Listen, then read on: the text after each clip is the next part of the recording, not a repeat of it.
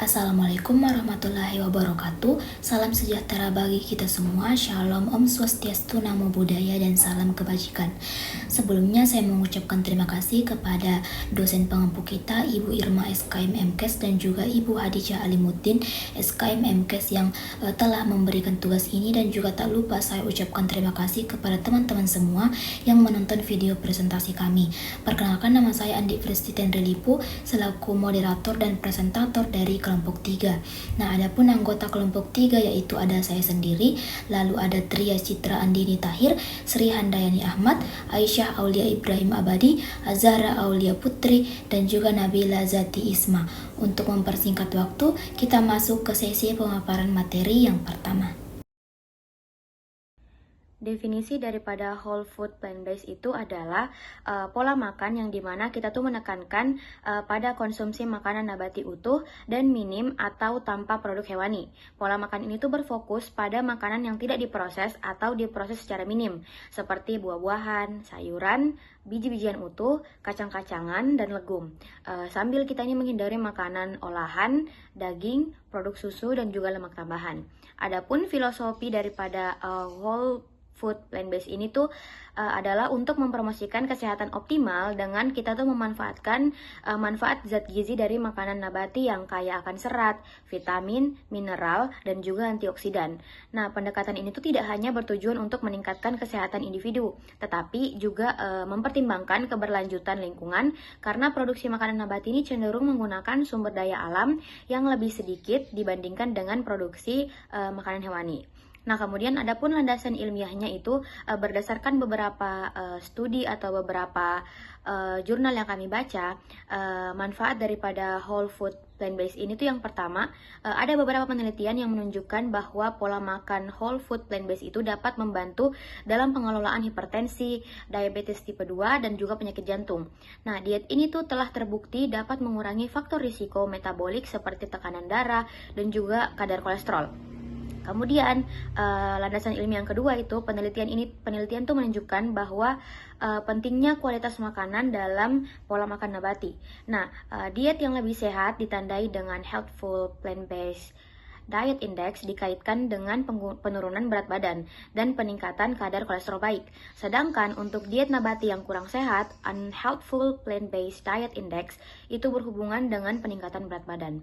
Kemudian landasan ilmiah yang ketiga, diet whole food plant-based ini tuh dapat berkontribusi pada pengurangan gejala sindrom metabolik yang terkait dengan peningkatan resiko penyakit kardiovaskular dan diabetes. Nah, penelitian itu juga menunjukkan bahwa pola makan yang lebih sehat dapat memperbaiki biomarker terkait dengan MADS seperti kadar kolesterol dan juga tekanan darah.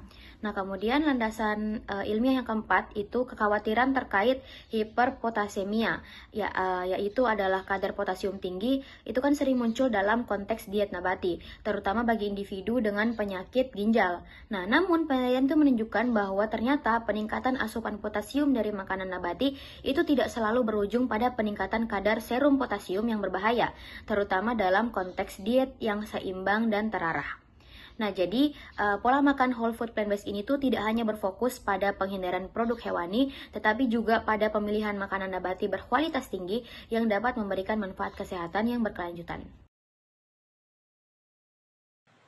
Komposisi makanan dalam Whole Food Plant-Based atau WFPB ialah di mana diet ini menekankan konsumsi makanan nabati yang utuh dan minim olahan, seperti sayuran segar, yaitu brokoli, bayam, dan wortel, kemudian buah-buahan seperti apel, pisang, dan beri, kemudian sumber karbohidrat kompleks seperti beras merah, quinoa, dan gandum utuh, kemudian kacang-kacangan yaitu lentis buncis dan kacang hitam, dan penggunaan minyak nabati dalam jumlah minimal dengan fokus pada lemak sehat.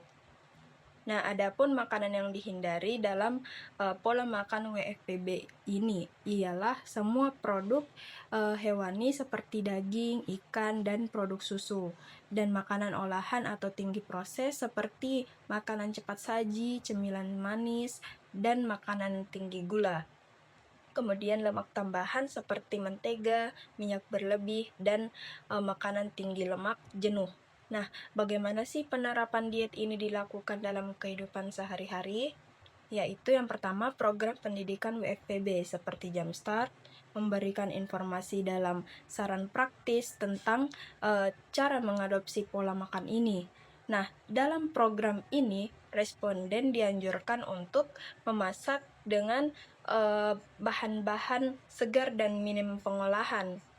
Kemudian mengikuti sesi demo memasak dan berbagai resep dalam kelompok. Kemudian yang kedua, porsi dan pengaturan pangan, yang dimana tidak ada batasan ketat pada porsi atau kalori. Responden juga dianjurkan untuk makan hingga kenyang dengan pilihan makanan sehat dari kelompok yang ditentukan. Kemudian yang ketiga, pelaporan dan dukungan, yang dimana responden diminta untuk mencatat konsumsi makanan mereka dan melaporkan kemajuan serta tantangan yang dihadapi selama program dengan dukungan dari ahli gizi untuk meningkatkan kepatuhan. Nah, adapun kesimpulannya, komposisi makanan dalam pola makan WFPB sangat berfokus pada makanan nabati utuh dan minim olahan.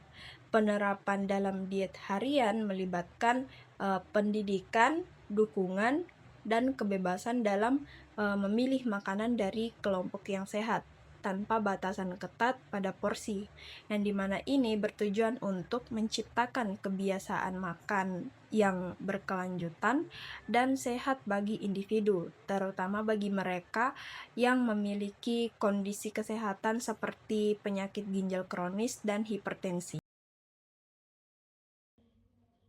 Manfaat kesehatan dari pola makan whole food plant-based, yang pertama itu pengurangan tekanan darah individu yang mengikuti program pendidikan whole food plant-based yang mengalami penurunan tekanan darah sistolik yang signifikan.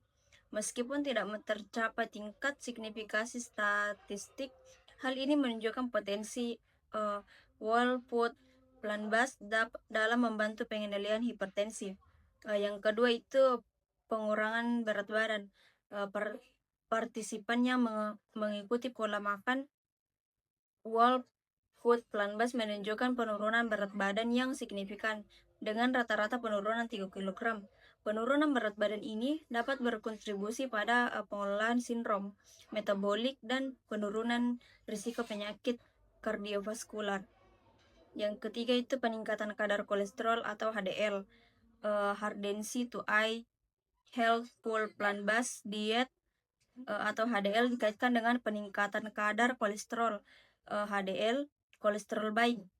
Kadar HDL yang lebih tinggi dapat membantu mengurangi risiko penyakit jantung. Yang keempat itu penurunan kadar kolesterol total dan LDL.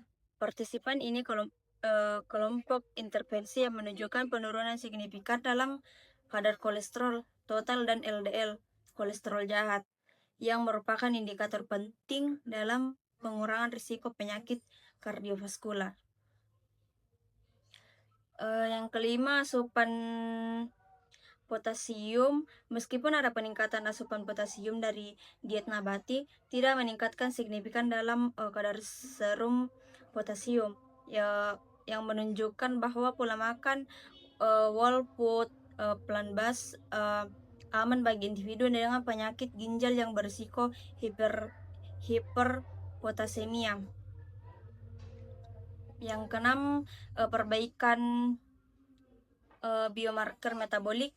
Diet whole food plant-based berkontribusi pada perbaikan biomarker terkait sindrom metabolik, termasuk penurunan kadar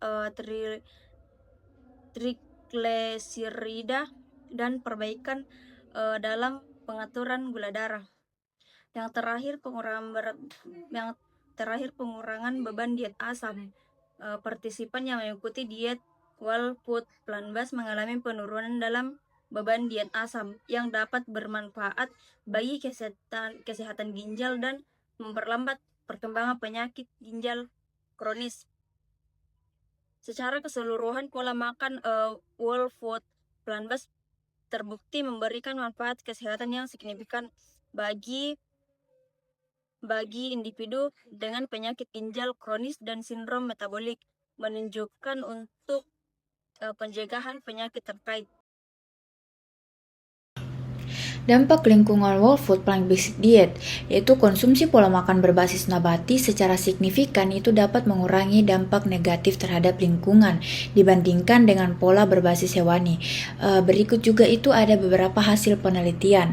Yang pertama ada studi tahun 2025 dari Nature Communication itu menunjukkan bahwa transisi dari diet konvensional ke pola makan vegan atau whole food plant-based dapat menurunkan emisi gas rumah kaca hingga 52-56%.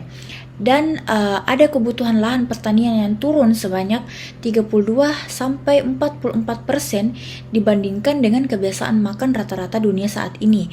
Jadi pergeseran ke pola vegetarian, flexitarian, atau bahkan sekedar mengurangi produk hewani juga itu berdampak positif, meski tidak sebesar dengan diet vegan whole food plant-based.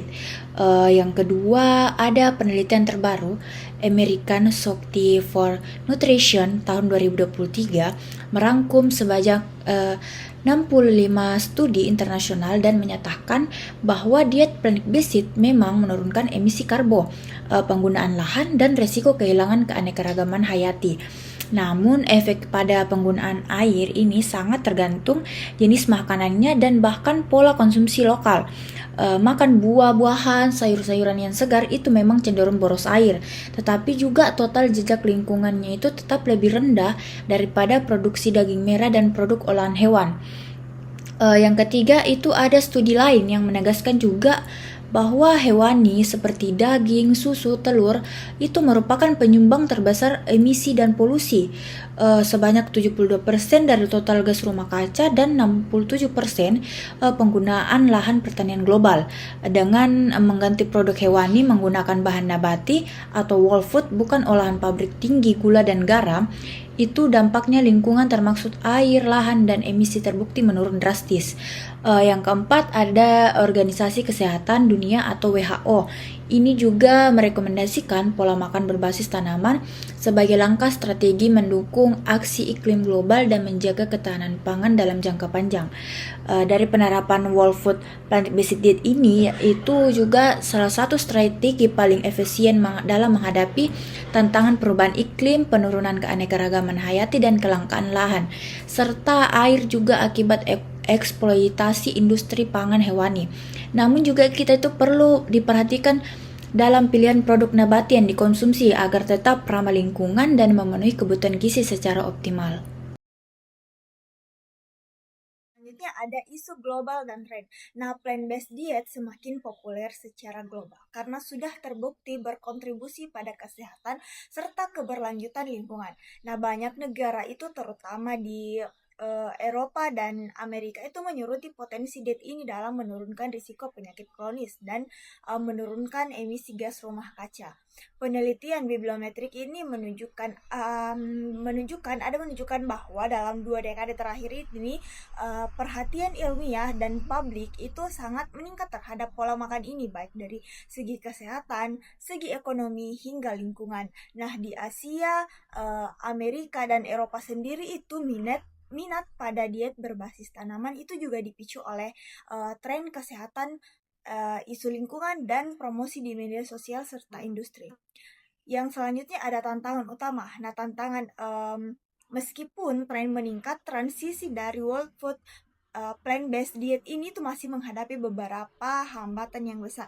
Antara lain, yang pertama ada satu, persepsi zat gizi. Nah, banyak orang yang ragu karena kekurangan zat gizi mikro tertentu, misalnya kayak vitamin B12, zat besi, kalsium, dan zat gizi makro lainnya, kayak sehingga perlunya edukasi dan pengetahuan yang cukup soal gizi seimbang. Tantangan yang kedua ada harga dan akses. Nah, produk siap saji plant-based ini kan terutama makanan olahan modern, misalnya tuh kayak daging nabati instan itu kayak sering lebih mahal daripada makanan konvensional. Selain itu, aksesnya pada bahan pangan plant-based segar dan variatif itu masih terbatas di daerah tertentu, apalagi di luar kota besar atau negara berkembang. Tantangan yang ketiga ada budaya dan sosial. Nah, kaitan dengan konsumsi daging serta tanggapan bahwa diet plant-based ini kurang menyenangkan atau kurang sesuai kebiasaan makan menjadi tantangan tersendiri untuk adopsi massal. Nah, juga masih ada tanggapan bahwasanya makanan plant-based ini itu elit dan mahal, terutama di kalangan ekonomi menengah ke bawah. Yang keempat, terakhir ada tantangan pengetahuan dan edukasi. Nah, banyak masyarakat yang belum paham cara menyusun pola makan plant-based ini yang benar, baik dari sisi variasi sumber protein nabati maupun mengolah makanan agar tetap lezat dan mencukupi kebutuhan zat gizi harian. Dan minimnya edukasi soal zat gizi dan label pangan menjadi hambatan tambahan. Nah, yang selanjutnya itu ada kritik yang muncul. Yang pertama ada tidak semua makanan olahan ini tidak semua plant-based ini secara otomatis itu sehat.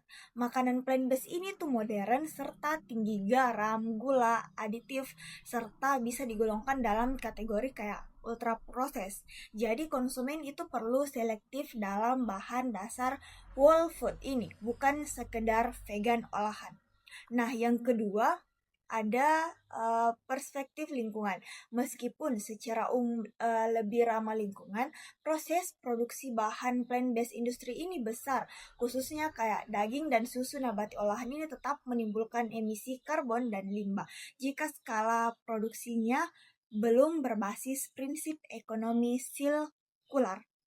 Yang ketiga ada alergi dan preferensi rasa. Beberapa bahan plant-based seperti kayak kacang-kacangan itu merupakan kan alergi umum. Nah, sementara tekstur dan rasa makanan plant-based itu belum tentu sempurna. Jadi tantangan tersendiri bagi konsumen yang terbiasa makan makanan hewani.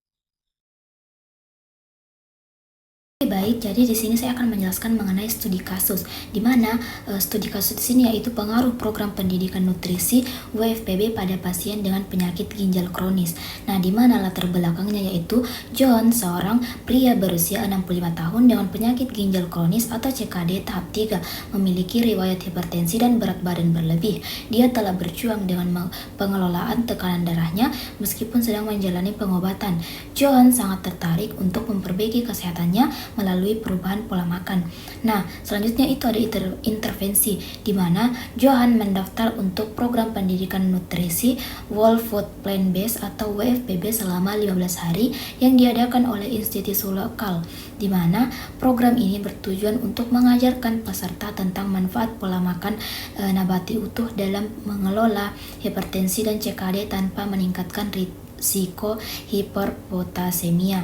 Nah, selanjutnya ada metodologi di mana pengukuran awalnya sebelum program Johan menjalani pemeriksaan fisik yang mencakup pengukuran tekanan darah, berat badan, dan pengambilan sampel darah untuk analisis biomarker. Yang kedua itu program pendidikan di mana selama 15 hari Johan mengikuti sesi pendidikan, demonstrasi memasak, dan diskusi kelompok. Dia diajari untuk mengkonsumsi lebih banyak sayuran, buah-buahan, biji-bijian, dan legum sambil menghindari makanan olahan seperti produk hewani dan lemak tambahan. Selanjutnya ada pemantauan di mana Johan itu melaporkan konsumsi makanan setiap hari dan berpartisipasi dalam sesi check-in untuk mendiskusikan kemajuan dan tantangan. Nah, hasilnya setelah 15 hari Johan menunjukkan hasil yang signifikan di mana dia itu mengalami penurunan tekanan darah, lalu penurunan berat badan di mana Johan ini kehilangan 3 kg selama program. Yang ketiga, kadar kolesterol di mana total kolesterol menurun dari 200 menjadi 170 mg. Nah, yang terakhir itu kadar potasium di mana kadar serum potasium tetap stabil tanpa peningkatan signifikan, menunjukkan bahwa pengaturan asupan potasium melalui pola makan WFPB aman bagi Johan. Jadi kesimpulan dari materi ini yaitu pola makan whole food plant-based terbukti efektif meningkatkan status kesehatan dan menekan resiko penyakit metabolik, sekaligus mendukung pelestarian lingkungan melalui penurunan emisi dan penggunaan lahan. Meski adopsinya menghadapi kendala harga, akses, dan edukasi, WFPB tetap menjadi opsi diet yang aman dan berpotensi diterapkan secara lebih luas dalam pengelolaan kesehatan masyarakat. Baik, itu saja yang dapat kami sampaikan. Lebih dan kurangnya mohon dimaafkan. Wassalamualaikum warahmatullahi wabarakatuh.